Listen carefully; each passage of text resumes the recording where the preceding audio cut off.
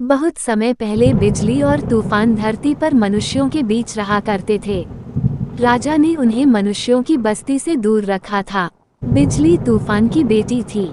जब कभी किसी बात पर बिजली नाराज हो उठती, वह तड़प कर किसी के घर पर गिरती और उसे जला देती या किसी पेड़ को राख कर देती या खेत की फसल नष्ट कर देती। मनुष्य को भी वह अपनी आग से जला देती थी। जब जब बिजली ऐसा करती, उसके पिता तूफान गरज कर उसे रोकने की चेष्टा करते। किंतु बिजली बड़ी ढीठ थी। वह पिता का कहना बिल्कुल नहीं मानती थी। यहाँ तक कि तूफान का लगातार गर्जना मनुष्यों के लिए सिरदर्द हो उठा। उसने जाकर राजा से इसकी शिकायत की। राजा को उसकी शिकायत वाजिब लगी।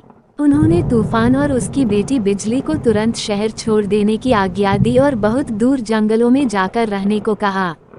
किंतु इससे भी समस्या का समाधान नहीं हुआ। बिजली जब नाराज होती, जंगल के पेड़ जला डालती, कभी भी पास के खेतों का भी नुकसान कर डालती। मनुष्य को यह भी सहन न हुआ। उसने फिर राजा से शिकायत की। राजा बेहद नाराज हो उठा।